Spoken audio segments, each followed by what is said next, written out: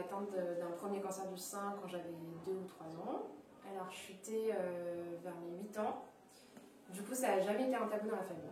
On a toujours su qu'il y avait ce risque de mutation. Parce que ma mère a fait le test de mutation lors de son premier cancer, donc dans les années 97. Je l'ai toujours appréhendé comme étant une possibilité. Donc j'ai décidé de faire le test de mutation à mes 18 ans, dès que j'ai pu entamer les démarches.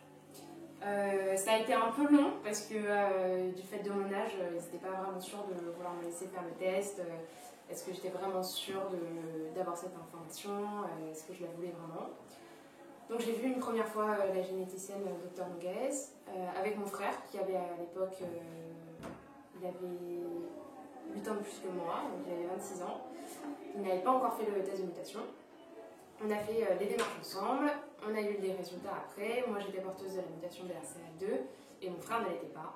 Donc ça a été un premier coup dur pour ma famille, pour mon frère, parce que ma mère a le sentiment de culpabilité, mon frère aussi, même si voilà, c'est comme ça, et dans tous les cas je ne lui souhaitais pas de l'avoir, il ne souhaitait pas de l'avoir, donc voilà, c'était comme ça. Pourquoi j'ai décidé de le faire aussi tôt? Parce que j'ai toujours voulu savoir. Pour moi, je savais qu'il y avait cette possibilité-là et on m'avait toujours traité comme si j'étais atteinte de la mutation. Donc, sachant qu'il y avait une chance sur 2 que je ne l'ai pas, je préférais qu'on me dise vite, soit vous l'avez, soit vous l'avez pas, mais pas rester, bon, ben, on sait pas trop, donc on va faire attention. Donc, voilà, je voulais vraiment rentrer dans ce processus rapidement.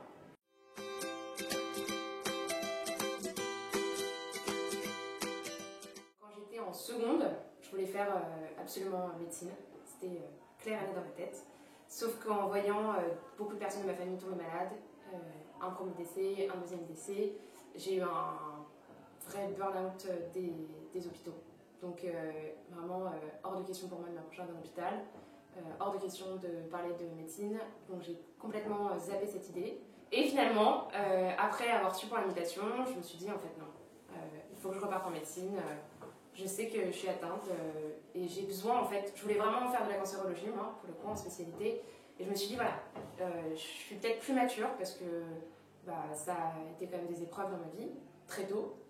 Mais au-delà de ça, cette force, ça peut se transformer en positif pour d'autres personnes. Et que ça soit au sein de l'association ou que ça soit dans mon métier, pouvoir aider des personnes jeunes ou moins jeunes et pouvoir transmettre cette force. Du coup, j'ai décidé de repartir en médecine. Malheureusement, j'ai dû arrêter, mais je considère toujours l'option de la cancérologie très importante. Et je pense que vraiment ça a été important pour moi de me rendre compte de la force que j'avais, l'envie que j'avais d'en parler. Moi, c'est un credo, c'est je veux surtout pas que ce soit un tabou. On n'en parle pas assez, je suis jeune, j'ai 21 ans, et clairement, je peux pas me permettre d'en parler à mes amis facilement parce que on voit ça souvent comme une atteinte, en fait.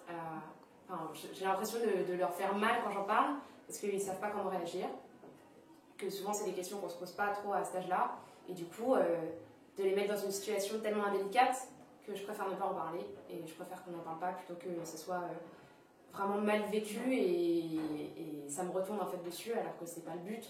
Je ne cherche pas à ce que les gens aient des réponses ou m'aident, mais juste qu'on puisse en parler librement, sans que ça soit toujours quelque chose qui soit relié à la mort, qui soit tout de suite très très dur. Je veux vraiment que ça puisse...